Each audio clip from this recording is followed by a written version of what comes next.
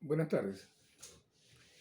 El sistema de seguridad social universal, público y solidario de Venezuela nace de un mandato de la Constitución del año 1999 que establece que se debe elaborar una ley según todos los indicadores, todos los lineamientos y los valores que se establecen en el artículo 86 de la Constitución. Y es así como a finales del 2002 se aprueba finalmente la ley del sistema de seguridad social, que junto con las leyes específicas de cada uno de los regímenes prestacionales conforman todo el sistema. Este sistema tiene a su vez tres grandes sistemas: el sistema prestacional de salud, el sistema prestacional de vivienda y el sistema prestacional de previsión social, el cual a su vez está estructurado en cuatro regímenes prestacionales: el régimen prestacional de servicios sociales al adulto mayor y otra categoría de personas, el régimen prestacional de pensiones y otras asignaciones económicas, el régimen prestacional de empleo y el régimen prestacional de salud y seguridad en el trabajo.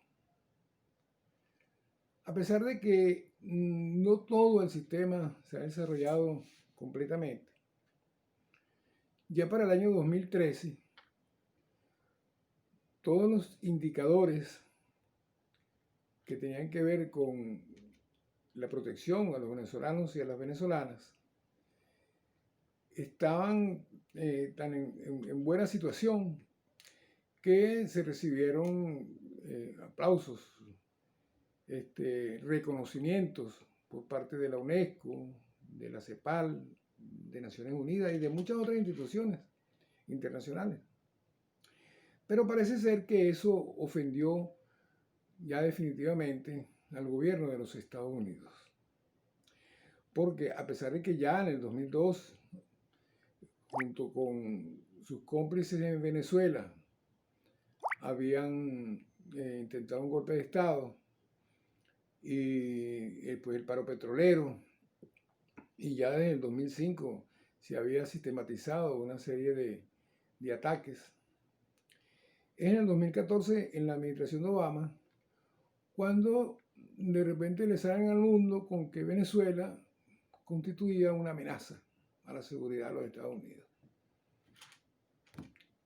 Bueno, lo cierto es que estas agresiones, que ellos han llamado sanciones, mal llamadas, porque ellos no son quienes para sancionar a nadie, se ha desarrollado continua y sistemáticamente a través de 7 órdenes ejecutivas y 150 medidas administrativas que impiden, entre muchas otras cosas, el derecho al libre comercio, el derecho a la navegación.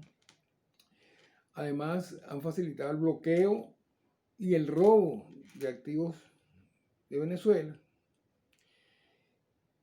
Y sobre todo, y aparte, digamos, de estas medidas administrativas, junto con sus cómplices, han hecho un ataque a la moneda que ha sido cruel, sistemático y misericordia. A pesar de todo esto, el Estado venezolano ha logrado, por lo menos en materia de salud, que aun cuando muchos apostaban a que Venezuela iba a quedar diezmada por la pandemia, porque supuestamente no teníamos cómo atender a los pacientes, ni teníamos cómo combatir el virus. Bueno, de todos he sabido que hoy en día que Venezuela tiene los mejores índices al respecto, menor cantidad de contagiados y de fallecidos, aun cuando, y a pesar de todas estas sanciones que impiden la obtención de medicamentos de forma expedita, también tenemos 2 países que tienen índices altísimos de contagio, como son Brasil y Colombia de contagio y de fallecidos, y que están continuamente ingresando personas de esos dos países a Venezuela y que han venido contagiados. En el área de vivienda, bueno, yo no creo que haya un país, al menos en el planeta Tierra y en sus alrededores, que haya obtenido un logro como el de Venezuela, donde más de 4 millones de viviendas han sido facilitadas al pueblo venezolano. No hay parangón. Y en cuanto a las pensiones, para poner otro ejemplo, digamos, que tienen que ver con los tres sistemas prestacionales, las pensiones que nosotros calculamos algo así como hacia el 2025 pudiéramos estar llegando al 95% de cobertura, pues hace ya 2 años que estamos en el 100% de cobertura. Claro, cuando hacemos un control de daños, nos damos cuenta que ha sido terrible todas estas sanciones lo que han provocado.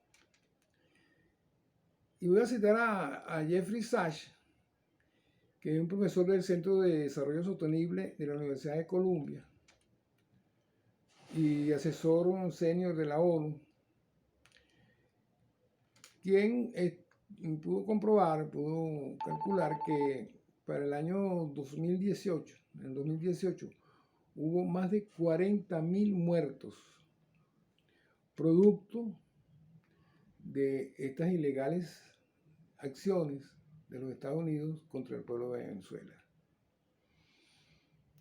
No hay ninguna razón para pensar que en el 2019 y en el 2020 esa cifra haya bajado.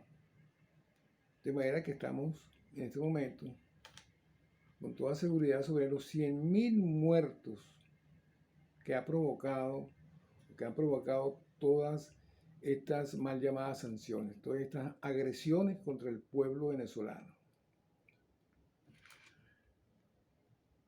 Y bueno, hay algunas cifras que muestran esto claramente. Por ejemplo, en la parte de desnutrición, de subalimentación, en el 2013 teníamos el 2% solamente. Ya para el periodo 2016-2018 llegamos al 13.4%, producto de todo este bloqueo y de todas estas sanciones. En la mortalidad materna, que estaba en 68.6 por cada 100.000 niños nacidos vivos, llegamos a 135 muertes de madres por cada 100.000 niños nacidos vivos en el 2017. Y la mortalidad infantil, que se situaba en el 2013 en 14.6, en el 2018 llegó a 18.4 por cada 1.000 niños nacidos vivos. Y uno se pregunta, ¿qué hubiese pasado si no nos hubiesen bloqueado nuestros activos? Sin tomar en cuenta todo lo que hubiésemos podido obtener por la comercialización de nuestro principal producto. Solamente los activos que nos han robado y los activos que están bloqueados.